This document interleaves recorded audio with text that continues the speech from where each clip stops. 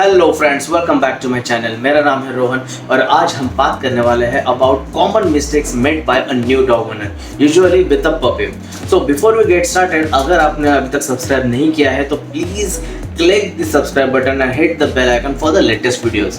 So let's get started. First point है puppy proof area. So what is a puppy proof area? See usually हम जब puppy घर पे लेके आते हैं तो हमने डिसाइड कर दिया होता है कि हम यहाँ पे पपी को रखेंगे। वो एरिया पपी प्रूफ होना चाहिए। अब पपी प्रूफ का मीनिंग क्या है? पपी प्रूफ का मीनिंग ये है कि उस एरिया में पपी सेफली रह सके, वहाँ पे वो सेफ फील कर सके। जैसे कि वो अगर कुछ खेल कूद रहा है तो वो एक्सीडेंटली हर्ट ना हो।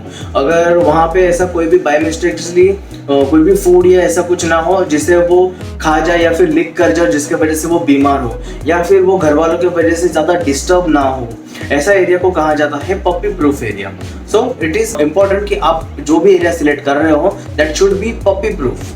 Okay, then second is a feeding. Feeding rituals are really very important, at least according to me and for me, because most of the time क्या होता है, गलत फीडिंग रिचुअल्स की वजह से पपी बहुत बीमार हो जाते हैं, सिचुएशन आउट ऑफ हैंड हो जाती है, क्रिटिकल सिचुएशंस आ जाती है। And I have seen this situations. इसके लिए मेरे लिए बहुत इंपॉर्टेंट है।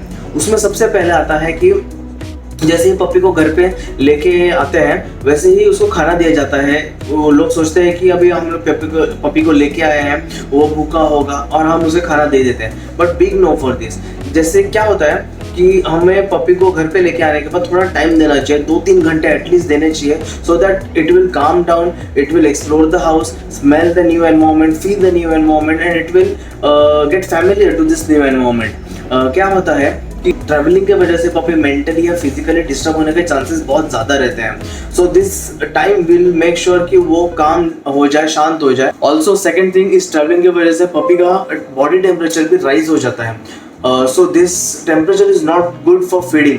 सो हमें उसको टाइम देना चाहिए। विद दिस टाइम उसका बॉडी टेम्परेचर रूम टेम्परेचर के साथ मैच हो जाता है and this is the good time you can feed the puppy.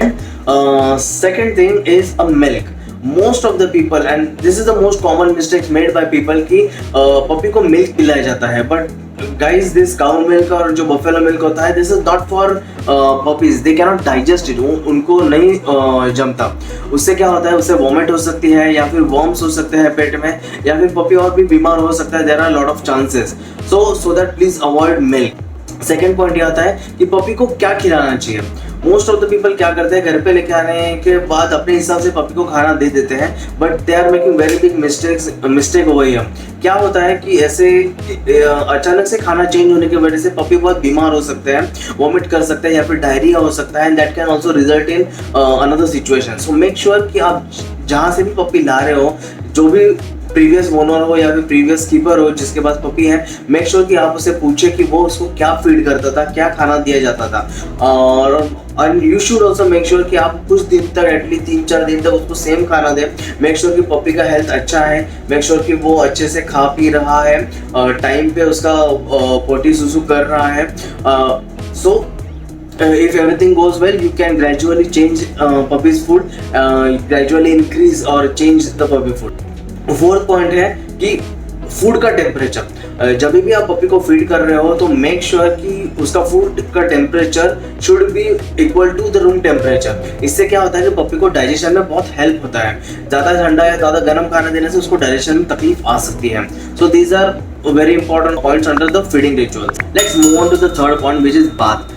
This is again a common mistake made by most of the people कि puppy को जैसे घर पे लेके आते हैं उसको नहला देते हैं। So again big no for this. जैसे मैंने पहले कहा था, वो डिस्टर्ब भी हो सकता है, उसका बॉडी टेम्परेचर ज़्यादा बढ़ भी गया हो सकता है। सो इसके लिए उसको तुरंत मत नहलाइएगा, उसको टाइम दीजिए, उसके बाद उसको बाथ दीजिए। और most of the cases vet recommend करते हैं कि पपी का age should be 3 month and more for bath. So 2 चीज़ों का आपको ख्याल रखना है for bath. Fourth point is deworming. Deworming is very very very important. Deworming time to time deworming करना बहुत ज़्यादा ज़रूरी है। इससे मेटाबॉलिज्म मेंटेन रहता है और मेंटेन मेटाबॉलिज्म से उसका डाइजेशन सिस्टम बहुत अच्छा रहता है and which results in good health in puppy. I mean कोई भी एज का हो, डॉग के लिए टाइम टू टाइम डीवर्मिंग बहुत ज़रूरी है। इससे डॉग बहुत हेल्दी रहता है। So guys this is it for today. I hope आपको इन्फॉर्मेशन अच्छा लगा हो, यूजफुल लगा हो, एंड प्लीज़ मेक श्योर कि आप उसको नीडी लोगों के साथ या फिर जो भी न्यू ओनर है उनके साथ शेयर करें, so that they will get useful information. Thanks for watching my video. Please subscribe to my channel, like my video, hit the bell icon for latest updates and share my video. Love you friends. Adios.